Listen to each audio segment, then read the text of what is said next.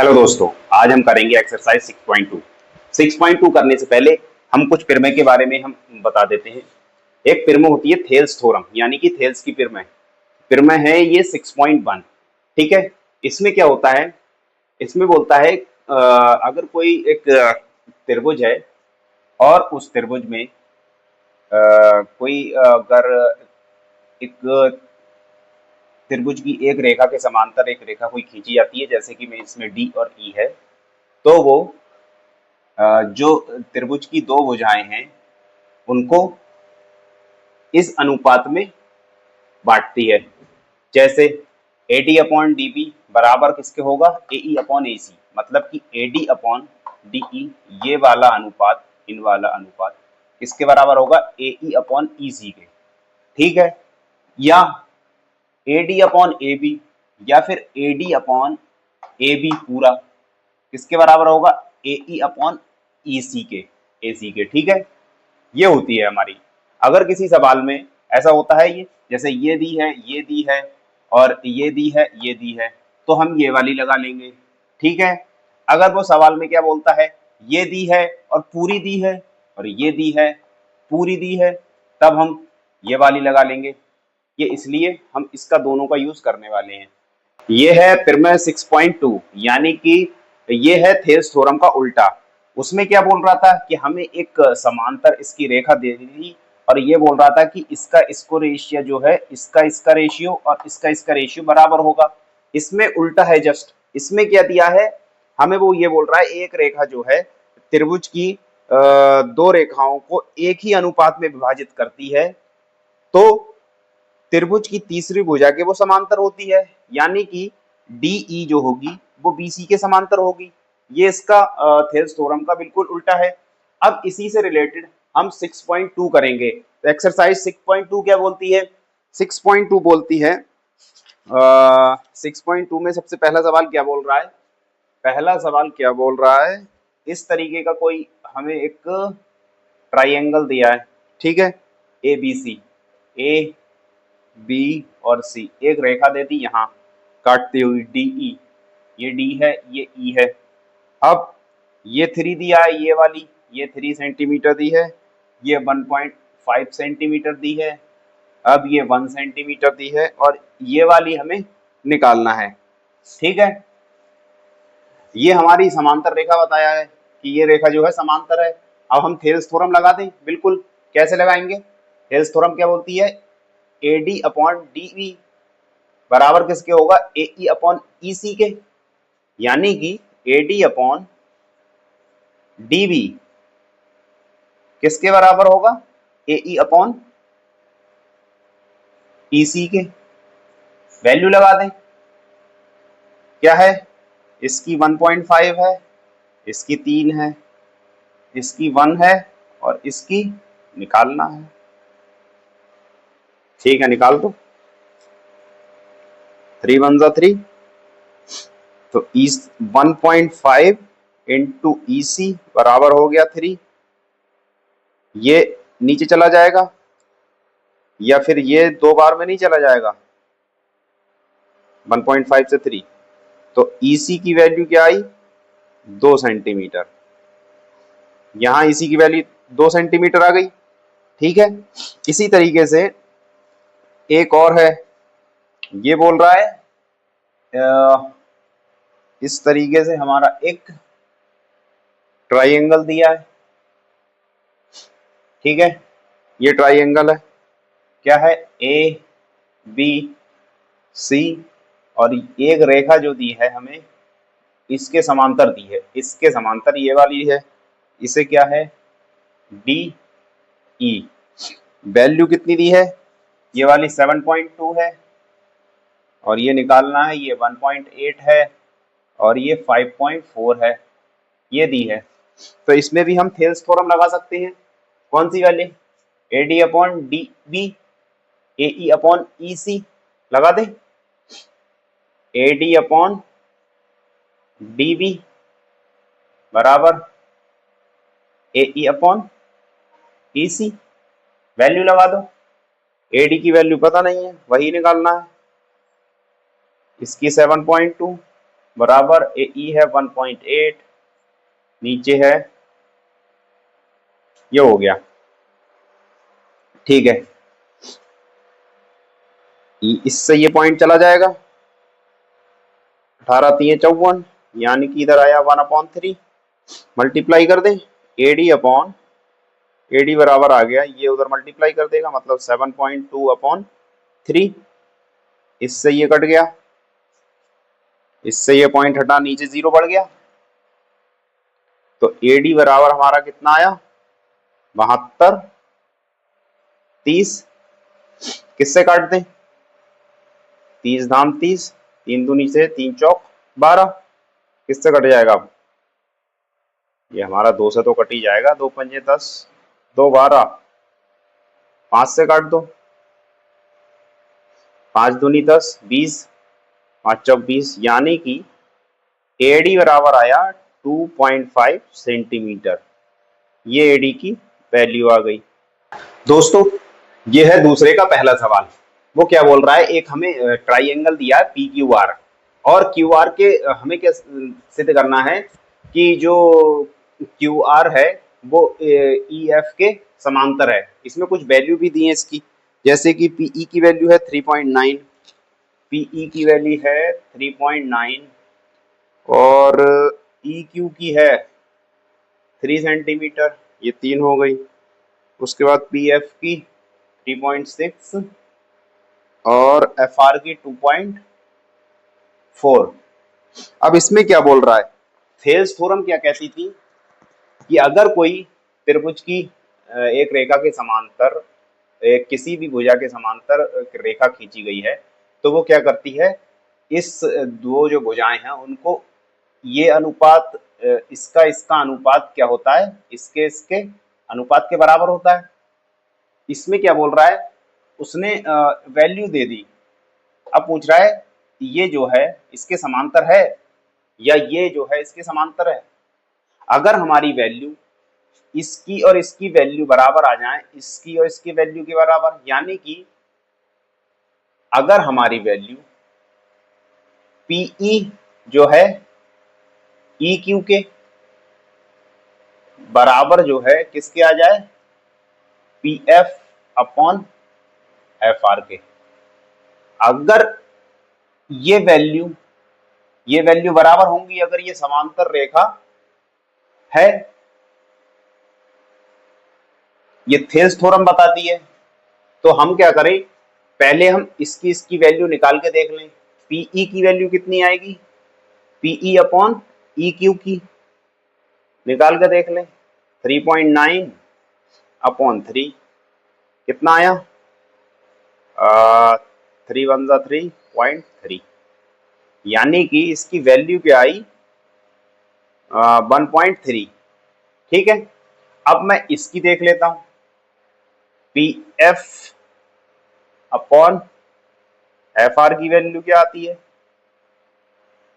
3.6/2.4। इस पॉइंट से ये पॉइंट गया, क्या होगा ये, 12 दूनी 24, 12 3 36, 3/2, और जब हम इसको काट रहे हैं तो ये आ रहा है 1.5। तो यहां हम क्या देख रहे हैं, यहां हमारी वैल्यू 1.3 आई थी, यहां हमारी 1.5, यानी कि इस वाली ये वाली रेखा और ये वाली रेखा का जो अनुपात था वो इस रेखा और इस रेखा के अनुपात के बराबर आ जाता, तो हमें क्या हो जाता, ये वाली जो लाइन है वो इसके समानांतर हम हो जाती, ये सिद्ध हो जाता। लेकिन हमने क्या निकाला, जब पहले इसकी और इसकी निकाली वैल्यू तो 1.3 आई, इसकी और इसकी निकाली तब हमारी 1.5 आई। इसका मतलब क्या है, ये जो है यहां इस केस में क्या होगा, EF क्या होगा, इज नॉट इक्वल, इज नहीं, EF समांतर किसके नहीं होगा, QR के, EF समांतर QR के नहीं होगा।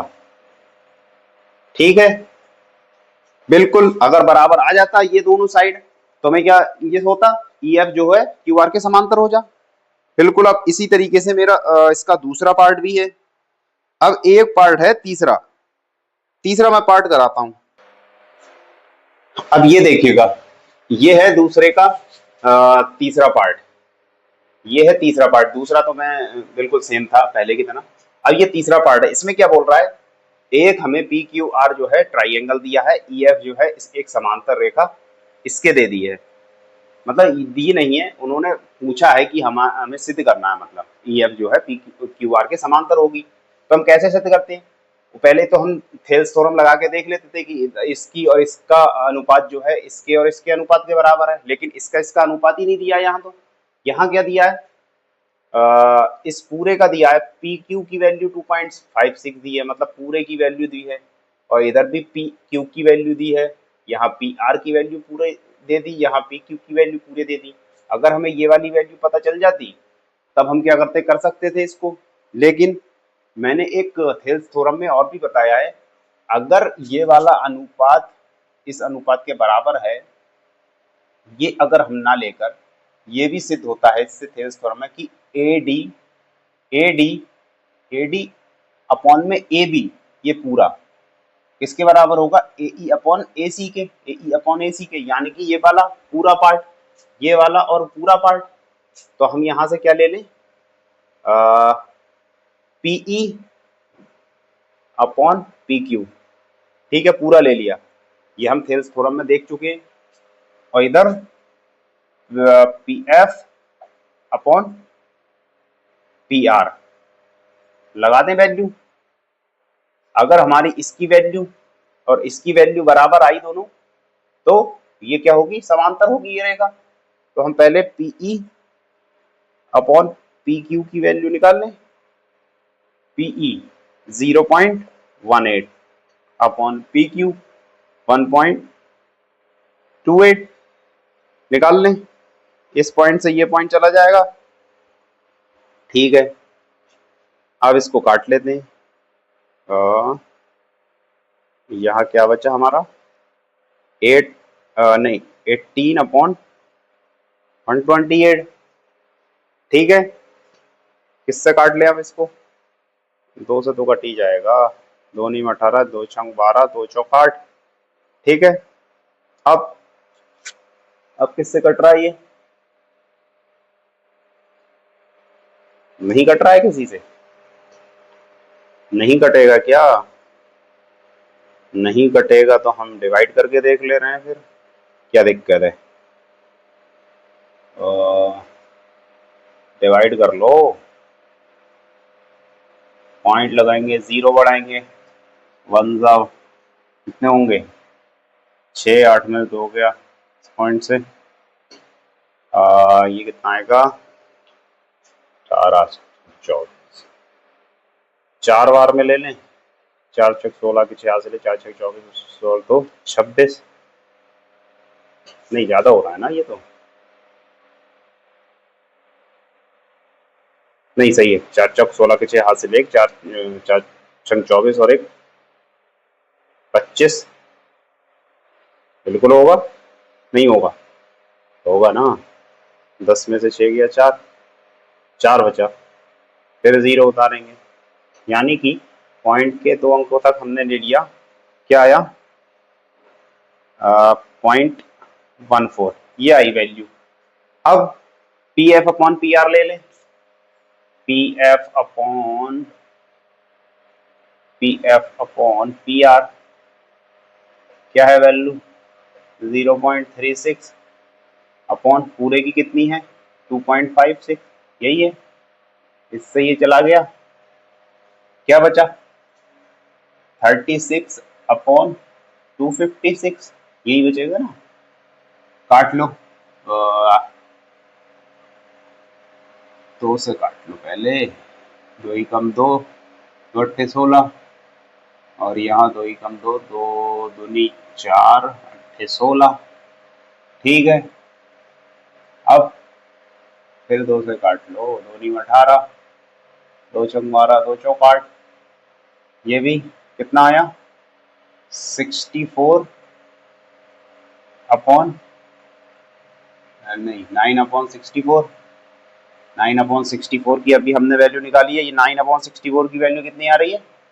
0.14।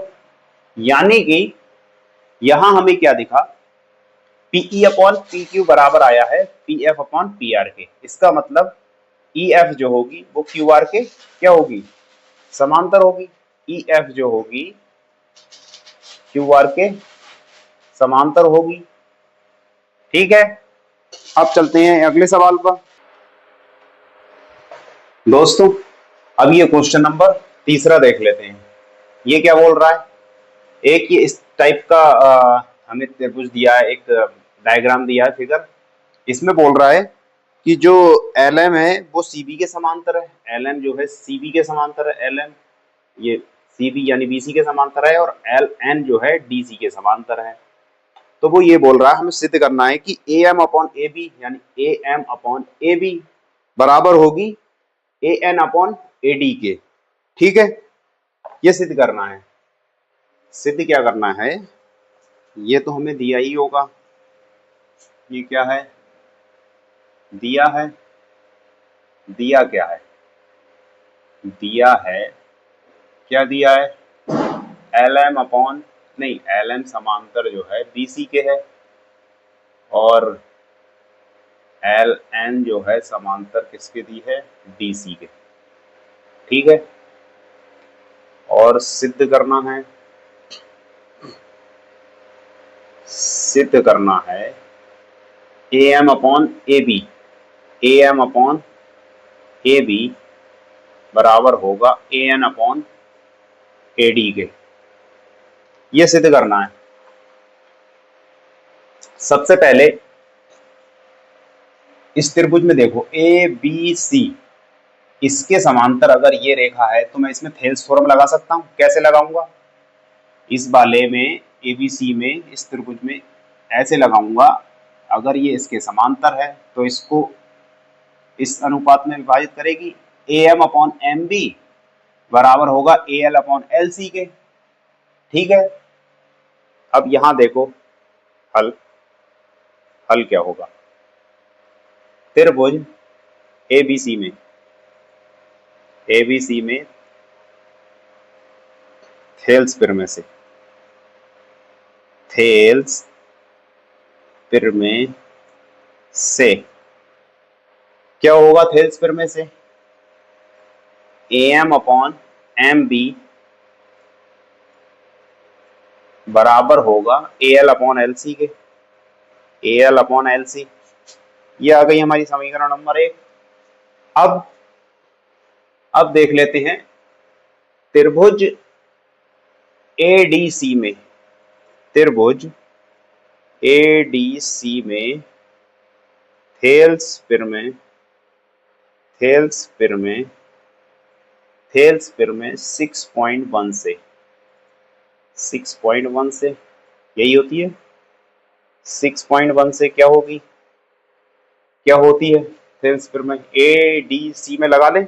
ए डी सी में क्या होगी? A N upon N D बराबर होगा A L upon L C के। यही हमने थेल्स पिरमे पढ़ा है। A N upon N D बराबर होगा A L upon L C के, A L upon L C के, यही होगा। ठीक है, अब हम देख रहे हैं समीकरण 1 में, समीकरण 1 है ये, समीकरण 1 में A L upon L C का मान आया ये। समीकरण 2 में देख रहे हैं A L upon L C का मान आया ये। तो हमारी जब ये समीकरण ये राइट हैंड साइड बराबर हैं तो इसके लेफ्ट हैंड साइड भी तो बराबर होंगे। अतः समीकरण 1 व 2 से क्या आएगा? अगर ये वाली साइड हमारी बराबर है तो ये भी तो साइड बराबर होंगी इधर वाली। ठीक है, एक ये है समीकरण और दूसरी ये थी, तो हमारी ये वाली साइड बराबर हो गई। जब ये साइड बराबर तो ये तो ऑटोमेटिकली हो जाएंगी बराबर। क्या हुआ? मतलब A M upon M B, A M upon M B बराबर किसके है? A N upon N D के, A N upon and D. ठीक है, क्या हमें यही सिद्ध करना था? ये तो सिद्ध नहीं करना था, हमने देखा है ये तो हमें सिद्ध नहीं करना है, क्योंकि हमें क्या करना है, A M upon A B लाना है, A M upon A B लाना है, और यहाँ A N upon A D. तो ये तो नहीं है। क्या कर सकता हूं, इस A M upon M B, M B देखो, इस एम बी को क्या मैं A B minus A M नहीं लिख सकता? A B minus A M लिख सकता हूं, ठीक है ना, बराबर। अब A N upon A D, A N upon A D, तो ए एन तो ऐसे ही रहने दे रहा हूं, और एन डी को, इस एन डी को क्या मैं ए डी, अब A D minus A N नहीं लिख सकता? A D minus A N लिख सकता हूं ना, बिल्कुल लिख सकता हूं, क्यों नहीं लिख सकता। यहां देखो, इसको क्या कर सकते हैं, A M upon A B लिख सकते हैं, और minus A M upon A N, ऐसे तो लिख सकते हैं, बराबर इसी तरीके से A N upon A D minus A N upon A N, इससे ये कट जाएगा, इससे ये कट जाएगा, क्या बचेगा, -1 यहां बचेगा, A M upon A B -1 बराबर A N upon A D -1, इस -1 से ये भी चला गया, क्या बचा हमारा, A M upon A B बराबर A N upon A D.